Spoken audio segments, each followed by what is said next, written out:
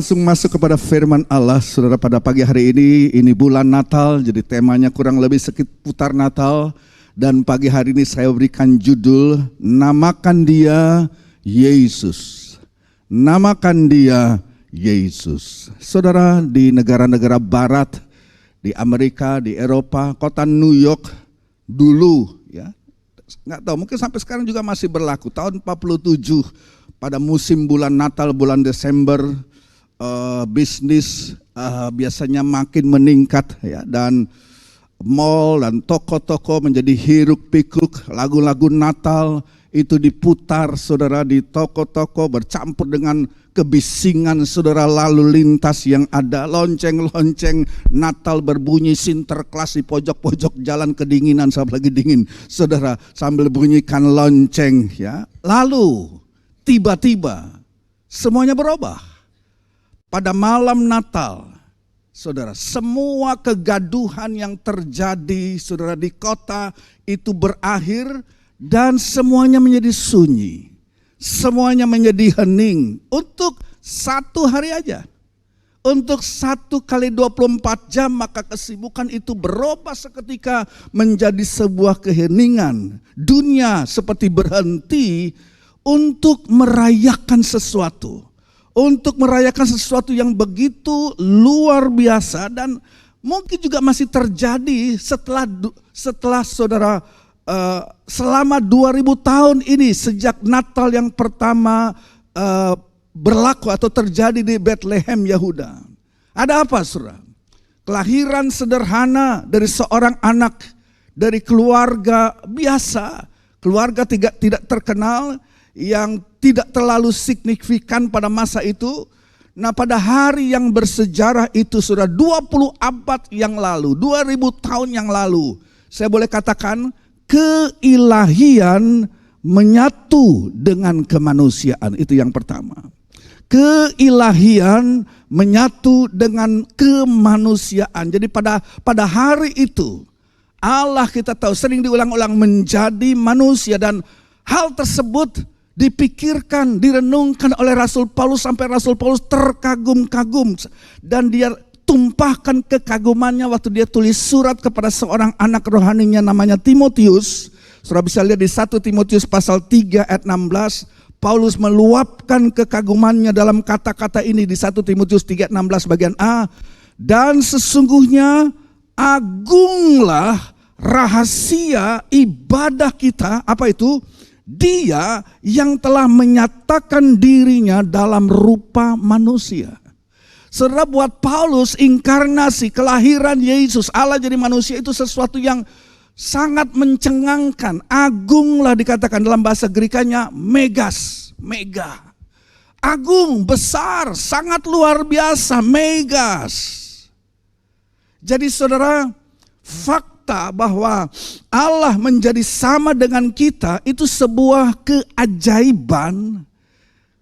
Oke, saya kasih izin saudara, nggak usah lihat saya, coba lihat ke sebelah saudara. Lihat sebelah saudara, teman saudara, atau pas duduk bersama dengan ya, lihat orang di sebelah saudara. Saudara, Natal mengingatkan kita bahwa Allah menjadi manusia. Ya, kayak teman yang saudara lihat tadi.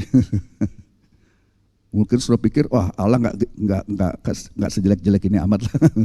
Masa Allah keriput, masalah. Maksud saya, saudara, ya, Natal itu mengingatkan kita bahwa Allah itu datang betul-betul sebagai satu orang pribadi, persis sama, atau bilang saja kan sama, bisa dipegang, bisa disentuh, seperti orang yang saudara lihat tadi mukanya, saudara, di sebelah saudara. Allah ini datang bukan dalam cara rohani, enggak.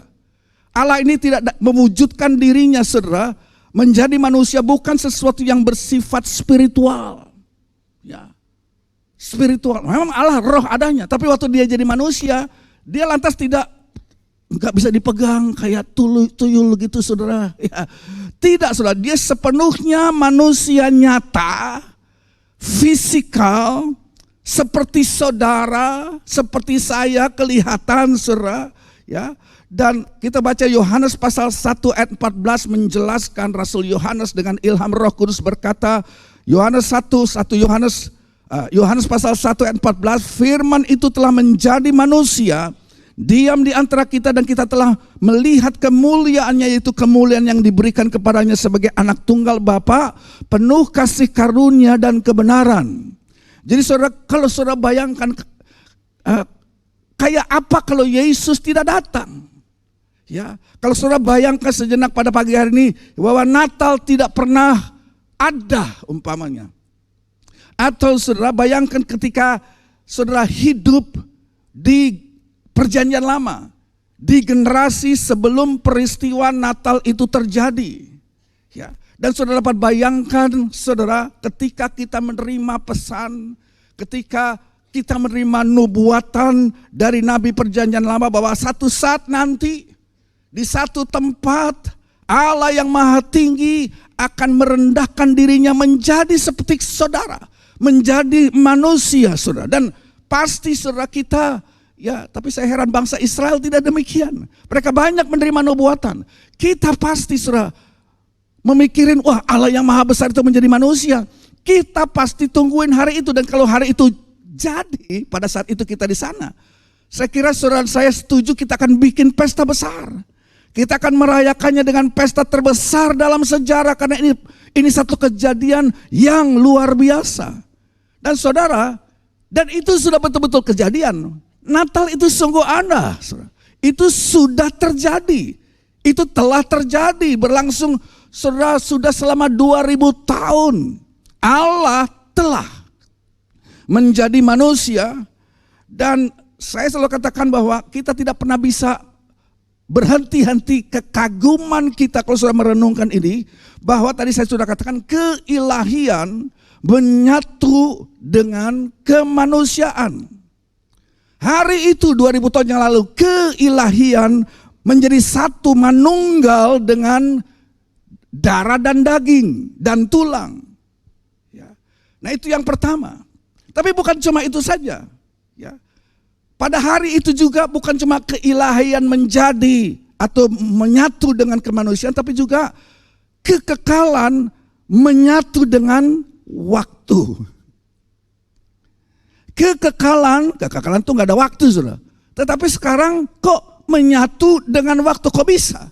Di dalam Yesus, makanya ayat itu tadi katakan bahwa kepada Allah tidak ada yang mustahil. Keilahian bisa menyatu dengan kemanusiaan, kekekalan bisa menyatu dengan waktu. Ini memang membingungkan kalau kita pikir-pikir secara manusia. Ya, kalau saudara, banyak orang saudara bingung bahwa Allah yang diceritakan dalam firman Tuhan tidak terpengaruh dengan waktu. Jadi waktu saudara berkata kepada seseorang Allah itu menciptakan waktu, mereka bingung. Kok bisa ya? Allah menciptakan waktu. Karena memang kita manusia hidup saudara di dalam satu kurun waktu. Ya. Bagaimana bisa mereka berkata bahwa Allah, orang-orang ateis khususnya, mereka tidak percaya ada Allah. Saudara, Allah buat kita menciptakan waktu, bahwa kekekalan itu di dalam Kristus Yesus menyatu dengan kemanusiaan, menyatu dengan waktu itu sendiri. Jadi saudara, Allah hidup di luar waktu. Allah hidup di alam kekekalan dan di luar time, di luar masa ketika waktu.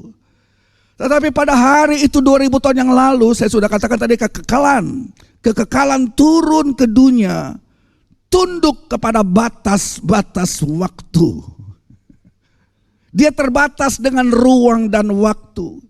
Dan kekekalan memilih untuk berjalan hari demi hari, minggu demi minggu, bulan demi bulan, tahun demi tahun. Dan Yesus hidup 33,5 tahun. Dan 3,5 tahun terakhir saudara, dia berada, dia berjalan saudara, dalam hari, minggu, bulan dan waktu. Dia terbatas saudara, tidak bisa present. Dia Allah yang omnipresent, bisa hadir di mana-mana. Kali itu dia membatasi hidupnya dirinya. Kekekalan memeluk waktu, boleh saya katakan demikian. Allah secara sukarela membatasi dirinya dalam batasan-batasan waktu. Dan selama beberapa tahun Allah membatasi dirinya untuk hidup seperti kita hidup, terbatas dengan ruang dan waktu. Allah yang firman. Saudara, saya pikir Allah yang menjadikan langit dan bumi cuma tinggal ngomong. Berfirman maka segala sesuatu jadi. Sekarang dia menjadi anak Yusuf, menjadi manusia. Yusuf itu tukang kayu. Yesus bantuin bapaknya kerja keras jadi anak tukang kayu. Bagaimana seorang, bukan satu pribadi yang tidak terbatas dengan waktu, saudara, ilahi adanya, saudara, sekarang menjadi serba terbatas, harus kerja keras seperti bapaknya Yusuf. Coba saudara pikirkan itu. Yusuf buka toko pertukangan kayu, ada orang langganan datang mau bikin betul meja. Mungkin Yusuf panggil Yesus. Nah, Yesus ini ambilin paku dong. Bayangkan, ini Allah yang tidak terbatas dengan waktu. Yang kalau ngomong segala sesuatu jadi. Sekarang dia harus ambil palu, ya, ambil paku, bantuin bapaknya berkeringat, kerja keras. Mikir gak saudara? Makanya Paulus katakan agunglah, megas, rahasia ibadah kita. Dia Allah yang menyatu dengan kemanusiaan. Dia yang ilahi yang menyatu dengan manusia. Dia yang tanpa batas, tanpa waktu menyatu, memeluk time, memeluk waktu yang terbatas ini. Makanya saudara, kita baca Mika. Nabi Mika pasal 5 ayat 2. Nabi Mika, nabi besar dalam perjanjian lama, menangkap hal tersebut dan dia tulis Mika 5 ayat 2. Tetapi engkau, hai Bethlehem Efratah, yang kecil di antara kaum-kaum Yehuda, daripadamu akan bangkit bagiku seorang yang akan memerintah Israel. Nah perhatikan, yang permulaannya sudah sejak purbakala, sejak dahulu kala, saudara. Jadi saudara, Yesus menjadi manusia di Bethlehem. Minggu lalu saya sudah katakan, tetapi saudara, dia sudah ada sebelum Bethlehem. Ya, tidak pernah ada masa atau ada waktu ketika dia tidak ada. Perhatikan, tidak pernah ada timing, ada masa, ada waktu ketika dia tidak ada. Gak pernah ada itu, saudara. Mika menubuatkan bahwa seseorang akan lahir, ya, yang tadinya berasal dari purbakala, sejak dahulu kala, hidup sejak kekekalan. Dan itu yang terjadi pada Natal. Jadi di dalam Yesus Kristus, kekekalan memeluk waktu sehingga saudara dan saya yang terikat dengan waktu, satu hari nanti kalau Yesus datang pada kali yang kedua dapat memeluk kekekalan. Sekali lagi saya ulangi saudara, kekekalan memeluk waktu di dalam Yesus 2000 tahun yang lalu, supaya kita yang terikat dengan waktu satu hari dapat memeluk kekekalan. Tubuh kita tidak terbatas lagi dengan ruang dan waktu. Kok bisa demikian? Ya karena dia sudah turun, saudara, menjangkau saya dan saudara. Dia yang kekal. Itu yang kedua. Yang ketiga, saudara, ya, alasan besar ketiga mengapa kita merayakan peristiwa luar biasa ini selama bertahun-tahun, saudara, ya. Karena yang ketiga, keilahian memeluk kemanusiaan. Ya. Jadi saudara, jadi maaf ya, kita lihat bahwa selama bertahun-tahun bukan hanya kita lihat, ya, yang pertama tadi keilahian memeluk kemanusiaan, dan yang kedua kekekalan memeluk waktu, tapi yang ketiga adalah kerajaan yang kaya, yang mulia memeluk kemiskinan. Keagungan kerajaan memeluk kemiskinan. Saudara, Paulus lagi menulis di 2 Korintus 8 ayat 9. 2 Korintus pasal 8 ayat 9. Karena kamu telah mengenal kasih karunia Tuhan kita Yesus Kristus, bahwa Ia yang oleh karena kamu menjadi miskin, sekalipun Ia kaya, supaya kamu menjadi kaya oleh karena kemiskinannya. Jadi pada hari saudara Yesus Kristus lahir di kandang Bethlehem, dia dibaringkan dalam palungan. Saudara bayangkan Allah yang tinggal dalam kemuliaan, keagungan dan keindahan sorgawi yang megah. Sekarang saudara, dan di sana dia mengenakan jubah kemuliaan, jubah kerajaan keilahiannya. Tapi saudara, pada Natal dia melepaskan semua itu. Dia mengenakan kain lampin, saudara. Kain murahan sekarang yang dikenakan, tahta kerajaan yang mulia diganti sekarang dengan palungan yang hina. Dia menjadi miskin, saudara. Yesus jadi miskin. Itu ayat katakan. Supaya apa? Oleh kemiskinannya saudara jadi kaya. Yang percaya katakan amin. Sang firman yang menciptakan segala sesuatu turun ke bumi untuk berbicara dengan orang-orang sederhana. Untuk berbicara dengan gembala-gembala, untuk berbicara dengan nelayan, saudara. Sebagian besar murid Yesus adalah nelayan-nelayan sederhana. Bayangkan terang yang menyilaukan bangsa Israel dulu. Di padang belantara 40 tahun mereka dipimpin dengan tiang awan dan tiang api. Itu kemuliaan Allah, itu Shekinah glory yang menyala. Ya, dan saudara Musa, kecipratan terang itu waktu dia naik ke Gunung Sinai, sampai mukanya juga ikut bercahaya. Saudara, bagaimana saudara kita lihat terang yang pernah menyilaukan bangsa Israel memimpin mereka siang dan malam. Malam ada terang api, saudara. Yang siang hari ada tiang kemuliaan Tuhan.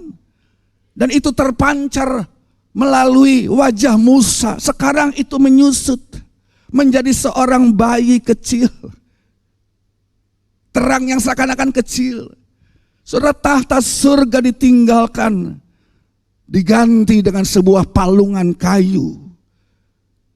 Dia yang duduk di atas tahta itu sekarang merasakan lapar, merasakan kedinginan, serta menjalani, saudara, hidup sebagai seorang hamba.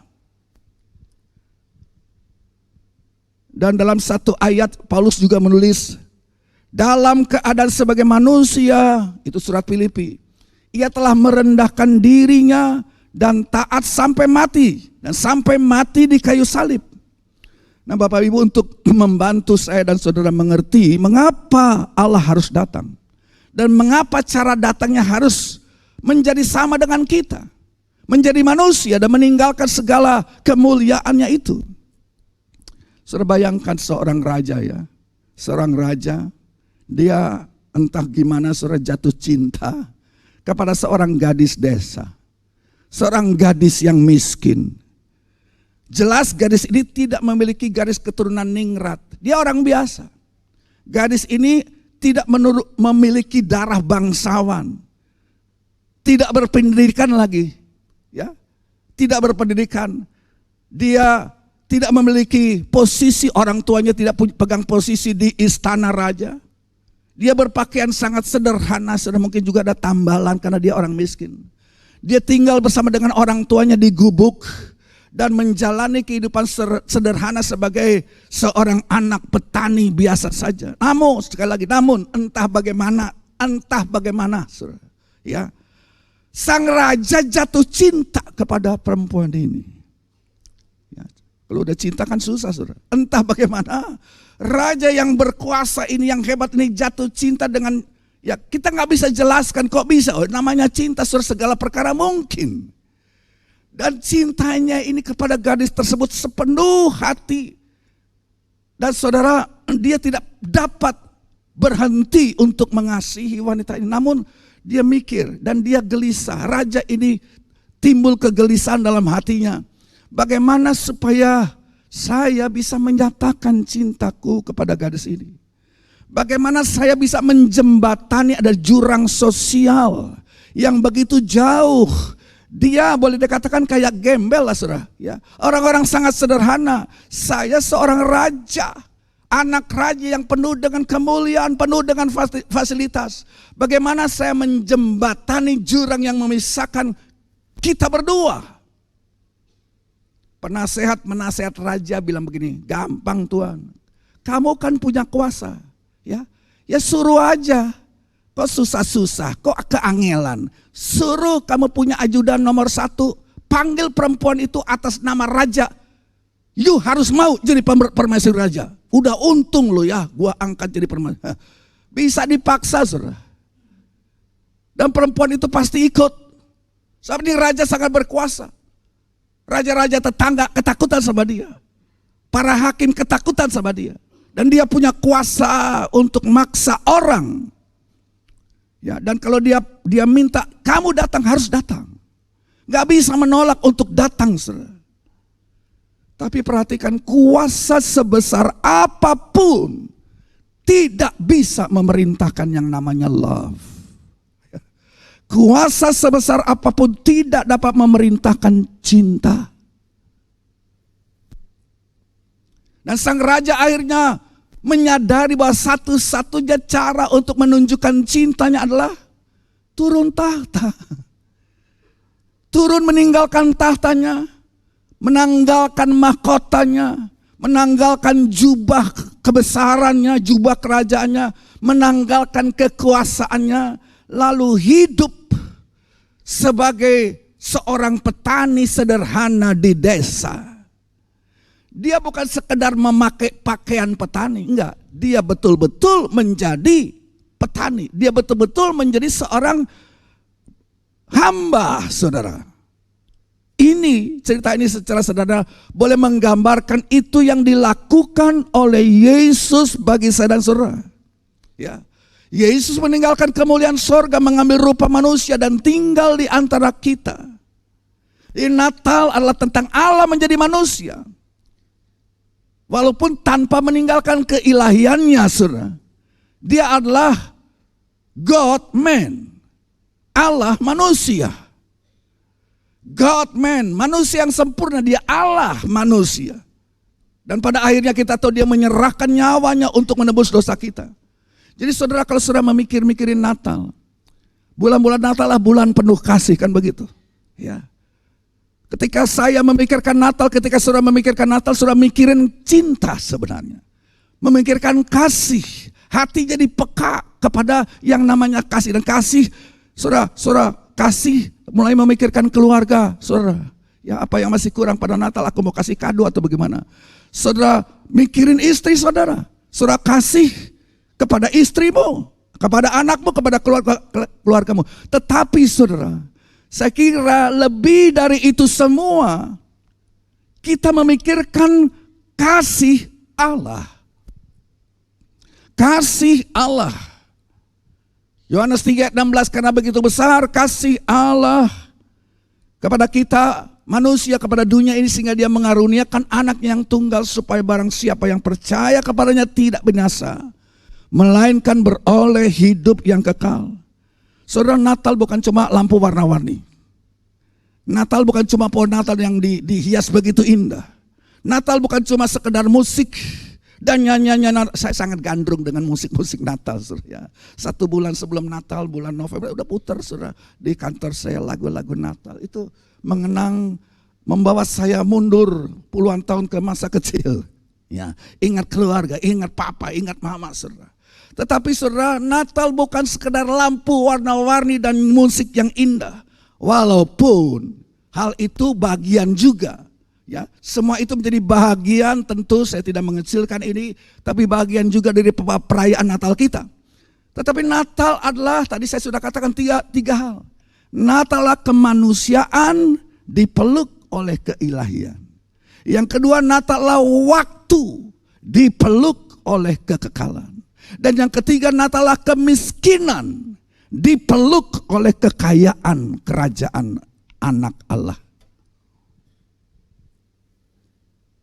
Saudara, momen yang paling membahagiakan untuk seorang keluarga setelah menikah adalah waktu mereka punya anak. Walaupun saya tahu ada orang-orang yang juga gak senang punya anak. Saudara. Tapi pada umumnya, lumrahnya, momen paling membahagiakan dalam sebuah keluarga adalah ketika seorang anak itu lahir. Tapi saudara, pada momen yang membahagiakan itu mungkin yang bikin stres juga, suami istri bingung mau kasih nama apa. Mau kasih nama apa, mah? Pak, dia kasih nama apa? Kita lagi bingung. Mereka pikir. Dan saudara, tidak heran orang tua menghabiskan waktu panjang untuk mungkin beli. Dulu saya mau kasih nama anak saya, apa ya namanya? Beli buku ya. Dulu belum ada internet, saudara. Jadi kita cari buku, namanya macam-macam di situ. Atau saudara, zaman sekarang sudah bisa buka website yang memberikan usul nama-nama indah-indah semua. Pria, nama laki, boys and girls punya didaftarkan itu dan punya artinya masing-masing. Ada situs web yang dikhususkan membantu orang tua pilih nama buat anaknya. Menariknya begini, saudara. Waktu Yesus lahir, ketika anak Allah ini lahir, Yusuf dan Maria, ide kasih nama bukan dari mereka. Ya kan? Ide nama buat Yesus itu bukan datang dari Yusuf dan Maria, sebab kita tahu saudara, Yusuf kedatangan malaikat Allah dan berkata, ya jangan takut, istrimu itu engkau harus terima. Dia mengandung, dia masih perawan, dia mengandung oleh karena Roh Kudus. Dan kalau anak yang dilahirkan itu lahir, kasih nama. Nah itu, kasih nama Yesus, sebab dialah yang menyelamatkan umatnya. Jadi saudara, nama Yesus bukan dari Yusuf dan Maria. Saudara, saya kira ya memang sekarang kalau saudara punya anak ya saudara berdua berunding kasih nama. Tapi zaman dahulu di Israel, anak itu yang kasih nama bapaknya. Ya. Yang kasih nama anak ya bapaknya. Nah kalau Yesus adalah anak Allah, bukan hak Yusuf dan Maria kasih nama dia. Bukan haknya Yusuf. Makanya saya percaya nama Yesus adalah nama pemberian Bapa Sorgawi untuk sang putra. Yesus, nama dari bapaknya saudara. Jadi sesuai dengan kehendak yang sempurna dari Allah. Ketika Yesus lahir di Bethlehem, di tengah bintang-bintang malam nan indah, di tengah-tengah nyanyian para malaikat, orang Majus belum sampai, masih di perjalanan pada saat itu. Saudara, kalau ada orang tanya, mereka datang ke kandang Bethlehem. Dan pertanyaannya, itu siapa namanya? Itu siapa yang ada di palungan? Yusuf dan Maria kompak akan menjawab, itu namanya diberikan oleh Bapa sendiri. Namanya gak boleh tidak lain dan tidak bukan Yesus. Nah saudara, tahukah saudara bahwa kalau saudara baca Injil-Injil, hitung ya berapa kali nama Yesus diulang. Tahukah saudara bahwa anak Allah disebut dengan nama khusus Yesus itu di Injil-Injil itu 500 kali lebih. Di keempat Injil, di jumlah semua. Ya, 580-an saudara. Nama Yesus diulang di Injil-Injil. Di seluruh Alkitab Yesus juga punya gelar-gelar. Ya. Dalam Alkitab keseluruhan Perjanjian Lama dan Perjanjian Baru, saudara, lebih dari 300 nama selain Yesus. Lebih dari 300 nama atau titel yang berbeda diberikan oleh Alkitab untuk Yesus. Immanuel, ya, Yehova Yireh, Yehova Sama, nah semua dikumpul-kumpul saudara, nama dan titel di seluruh Alkitab untuk Yesus itu lebih 300. Namun dari semua nama-nama dan titel, dia Allah yang perkasa, Raja damai, dia namanya adalah ajaib, perkasa, nasihat, bijaksana, lain sebagainya, macam-macam saudara. Ya kan? Itu dalam kitab Yesaya. Tetapi saudara, di antara semua nama-nama itu yang paling sering digunakan adalah nama Yesus. Bilang sama-sama dengan kusyuk saudara, Yesus. Ini nama istimewa saudara. Cuma mungkin ini mengagetkan saudara. Ya. Ini juga mengagetkan saya saudara. Waktu saya belajar katanya saudara, nama Yesus itu nama yang umum sebenarnya pada zaman itu. Ini bukan nama baru. Pada zaman Yesus hidup di bumi, nama Yesus adalah nama yang sangat umum. Itu nama yang diberikan kepada banyak orang-orang. Nama yang umum digunakan sehari-hari. Ya, dalam keluarga saudara yang namanya Bambang banyak saudara, apalagi orang Jawa, di mana-mana ketemu Bambang lagi saudara. Di keluarga saya nama Paul itu, nama tengah Paul itu dari opa saya sudah. Ya, nggak tahu opa saya juga mungkin opanya lagi adalah atau bapaknya lagi ada Paulnya. Ya, kan opa saya, opa lumayan itu Sambo Paul, SIP, depannya Sambo, I-nya Ignatius, P-nya Paul. Dia punya anak, bapak saya JP Johan Paul. Punya anak saya, FP, Franklin, Paul, saya punya anak. Kevin, Huang, Paul, Paul.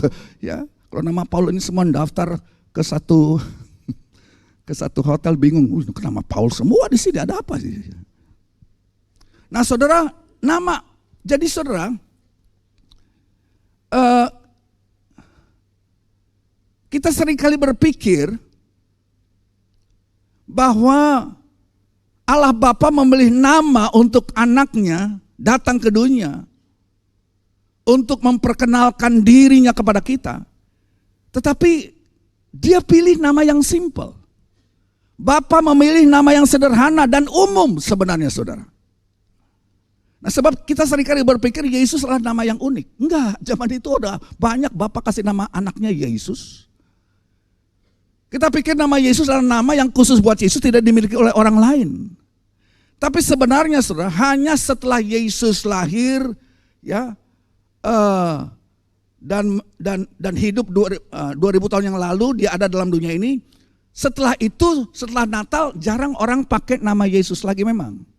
Jarang, saudara. Walaupun di Hispanic, ya, negara-negara Hispanic, itu negara-negara yang berbahasa Spanyol, itu nama masih ada. Anaknya dikasih nama Yesus. Banyak, saudara. Ya, tapi setelah kelahiran Yesus, kenaikannya ke surga, orang sudah jarang sebenarnya memakai nama Yesus itu. Ya. Jadi saudara, jadi saya mau katakan bahwa sebelum Yesus lahir, nama Yesus adalah nama yang umum. Nama yang sudah sangat dikenal. Itu nama sehari-hari. Nama yang mudah diingat dan diucapkan. Saya cuma berhayal, saudara tahu nggak? Ada nama yang aneh-aneh dalam Alkitab. Tapi saya bersyukur Allah tidak kasih nama anaknya seperti itu. Saudara tahu nggak ada yang namanya ini? Tiglat-Pileser. Coba bilang Tiglat-Pileser. Bingung tuh. Ada lagi satu nama, Adoni-Bezek. Ini yang lebih parah lagi nih. Ini ada namanya sampai sekarang di Israel. Saudara pergi ke Bethlehem yang punya toko besar souvenir Bethlehem, namanya Maher Shalal Hashbaz. Nah, Maher, dipanggil si Maher, tapi Maher Shalal diambil dari nama anak keduanya Yesaya, saudara. Kira-kira saudara kalau Allah kasih nama ya Adoni-Bezek ya, atau Tiglat-Pileser kepada putranya, lagu Natal berantakan, saudara. Lagu pujian berantakan semua. Nama Yesus yang simpel cuma 5 huruf 2 suku kata. Susah saudara nyanyiinnya, saudara kan. Bisakah saudara bayangkan lagu-lagu penyembahan yang ditulis dengan nama tersebut jadi rusak? Tetapi Bapa memilih nama yang simpel. 5 huruf 1 suku, sehingga 2 suku kata, sehingga semua anak kecil juga bisa nyebut. Bisa nyebut dengan mudah Yesus.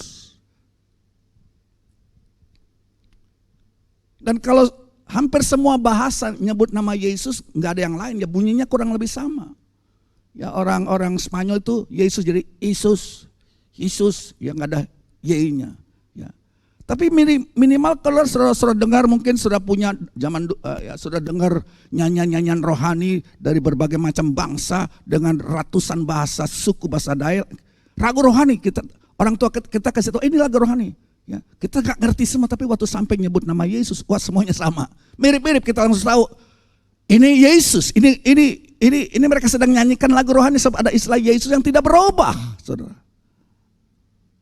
Jadi saudara, kita harus menyadari bahwa nama Yesus itu bukan cuma sekedar nama untuk memberitahu siapa dia. Ya. Tapi nama Yesus dipilih secara khusus oleh Bapa agar nama itu bisa dipahami oleh siapapun yang pernah mendengar tentang Juru Selamat. Nama yang abadi ini saudara juga nama Yesus. Nama Yesus adalah nama yang abadi, selain nama yang sangat umum, supaya semua kita bisa tahu nama ini. Tapi ini juga nama yang abadi. Kitab Wahyu pasal 22 ayat 4, kenapa saya katakan nama Yesus abadi, diberikan 2000 tahun yang lalu untuk putranya. Ya, anak-anak nama Yesus yang lain udah pada mati semua, tapi nama Yesus, Wahyu 22 ayat 4, dan mereka akan melihat wajahnya, kita akan memandang wajahnya, dan namanya, nama siapa? Nama Tuhan tertulis di mana? di dahi mereka. Jadi saudara, di kekekalan nama Tuhan ini, nama Yesus ini tertulis di dahi semua orang-orang percaya. Nama ini terus sampai kekekalan, ini nama yang abadi. Jadi nama Yesus adalah nama sederhana, mudah diingat, namun agung, mulia. Dan saking berharganya ini nama, Bapak Ibu, kita nggak senang mengucapkan dikit sembarangan, dikit Yesus, kepleset kulit pisang Yesus, kesandung batu Yesus. Kita apalagi saudara-saudara nonton film orang maki, orang pakai nama Yesus. Aduh saudara, kita sakit hati. Orang ngutuk orang lain pakai nama itu, mungkin di Indonesia, tapi di Barat itu kan banyak saudara, orang kesel, frustrasi, keluarlah kata-kata kutuk, diselipkan nama Yesus. Saudara, buat kita Yesus nama yang begitu mulia, kita nggak berani menyebutnya sembarangan. Kenapa nama yang berharga ini dimasukkan dengan orang misud, orang mengutuk saudara? Nama Yesus adalah nama yang mulia. Filipi pasal 2 ayat 9 sampai 11, Paulus bilang begini, itu sebabnya Allah sangat meninggikan dia dan mengaruniakan apa? Kepadanya nama di atas segala nama. Supaya dalam nama Yesus bertekuk lutut segala yang ada di langit, dan yang ada di atas bumi, dan yang di bawah bumi. Dan segala lidah mengaku Yesus Kristus adalah Tuhan, bagi kemuliaan Allah Bapa. Oh, berikan tepuk tangan yang meriah buat nama yang luar biasa ini, Bapak Ibu. Jadi Alkitab juga mengatakan bahwa mereka yang menggunakan nama itu dengan sembarangan, dengan saudara kotor, dengan maksud menghina saudara, satu saat pada satu hari akan berlutut di hadapan pribadi yang menyandang nama itu, Yesus. Dan buat kita yang menghormati dia, nama itu ditulis pada dahi kita. Kita yang mengasihi nama itu, kita tahu ini nama sangat besar. Nama ini ada dalam lagu-lagu pujian kepadanya. Ya, kita menyanyikan dan mengatakan Yesus dengan penuh kusuk, dengan penuh rasa hormat, dengan penuh kasih. Saudara, nyanyi itu sampai kepada nama Yesus. Ungkapkan itu dari dasar hati saudara pada Natal ini. Kasih yang mendalam saudara nyanyikan dalam nama Yesus. Berikutnya nama Yesus juga adalah nama yang berkuasa. Amin saudara. Siapa percaya bahwa nama Yesus nama yang berkuasa? Benny Hinn pakai nama itu untuk melihat kesembuhan terjadi. Nama yang berkuasa. Yesus pernah bilang dalam Injil Yohanes, apapun yang kamu minta dalam namaku, ya, apapun yang kamu minta dalam namaku akan diberikan kepadamu. Waktu saudara berdoa dengan nama siapa? Gak bisa pakai nama saya saudara. Gak bisa pakai nama ketua majelis pusat dan siapapun. Kita berdoa, doa kita Yesus ajarkan minta dalam namaku.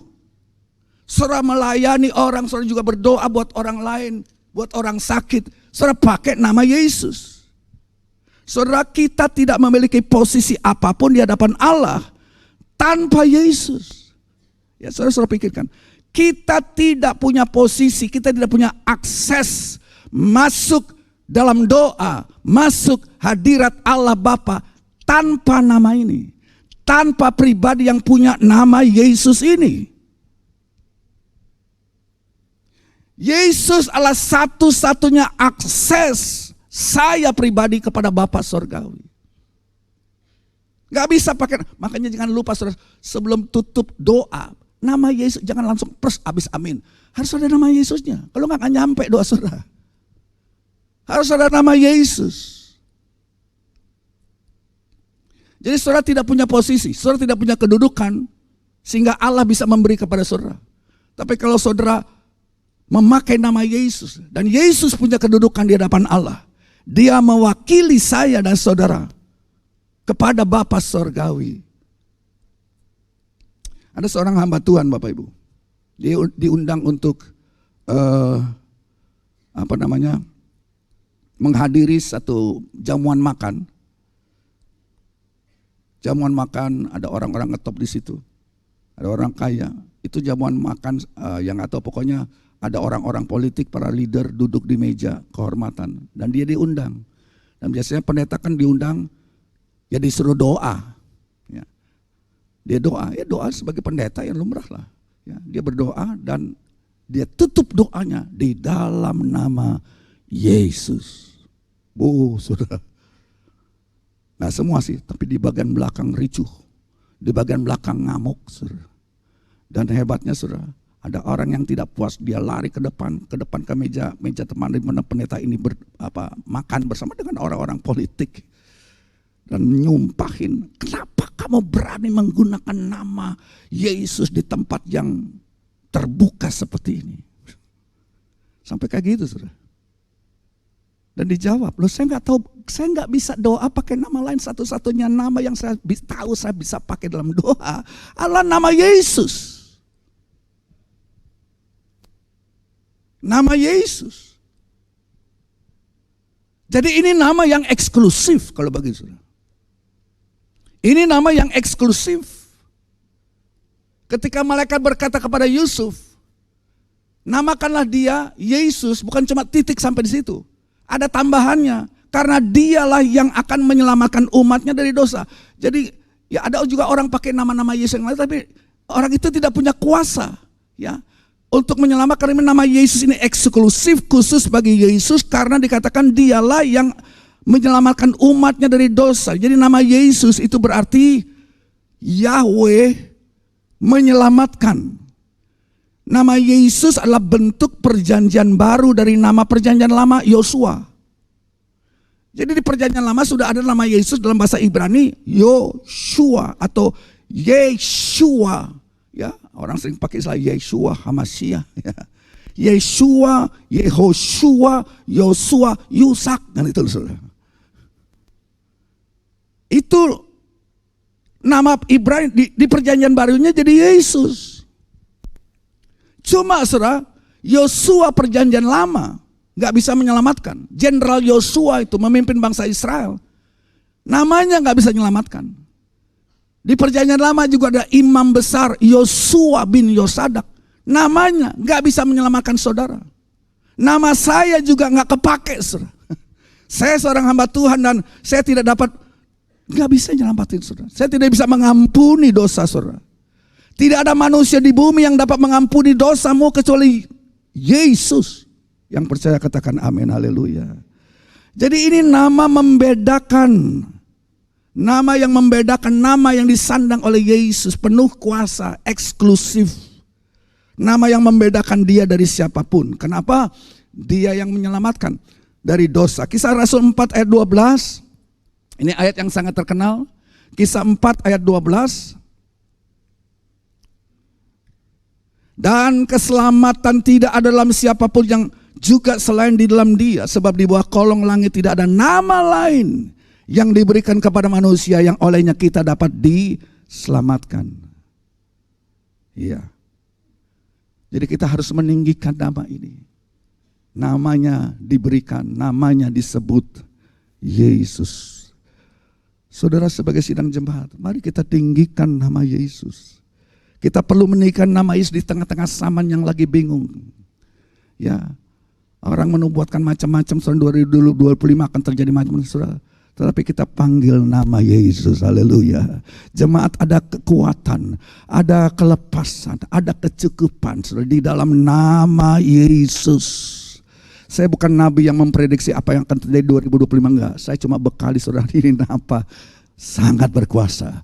Jangan lupakan nama yang diberikan oleh malaikat ini kepada bayi kecil sederhana. Nama Yesus satu-satunya nama yang membawa pengharapan, yang membawa kelepasan, yang membawa kelimpahan dalam hidup saya dan saudara. Dia datang untuk menyelamatkan kita. Saya akhiri dengan ilustrasi ini Bapak Ibu. Ya, ada sebuah kisah tentang seorang gadis masih muda namanya Christina. Ya, dia tinggal di Brasil. Brasil adalah negara yang tidak terlalu kaya, negara miskin. Dan perempuan muda ini Christina sangat ingin, saudara. Dia bosan sudah tinggal di lingkungan yang kumuh di Brasil. Dia kepingin mengadu nasib, dia kepingin melihat dunia ini.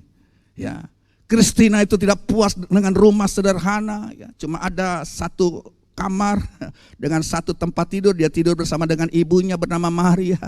Ya saudara, dan ada satu kamar mandi sederhana saja dan satu dapur sederhana, bahan bakarnya dari kayu saja. Dan dia bermimpi, dia punya mimpi tentang kehidupan yang lebih baik di kota. Dan suatu pagi tanpa diketahui oleh mamanya dia menyelinap keluar pergi, diam-diam meninggalkan ibunya. Saudara, ibunya si Maria ini kaget dan dia tahu, aduh anak ini keras kepala banget ya. Ibu Maria ini sangat mengetahui bahaya kehidupan di jalan untuk putrinya. Putrinya gak punya pendidikan apa. Putrinya saudara tidak bisa survive di tengah-tengah dunia yang jahat ini. Jadi ibunya ini tahu, kamu keluar, kamu keras kepala, kamu tidak puas dengan apa yang ada. Kamu menghadapi bahaya. Nah jadi saudara, bergegas ibu yang sederhana ini pergi, saudara, mencari anak Kristina ini. Tapi sebelum pergi, saudara, dia mampir ke toko foto.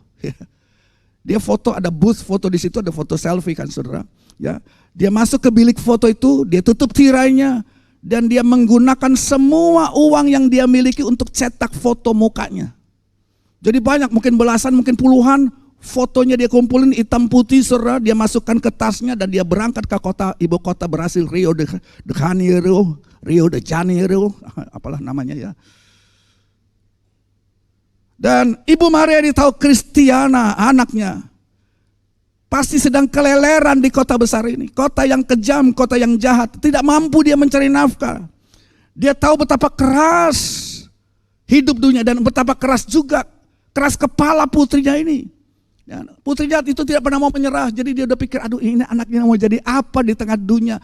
Nah saudara, dia sudah pikir yang negatif.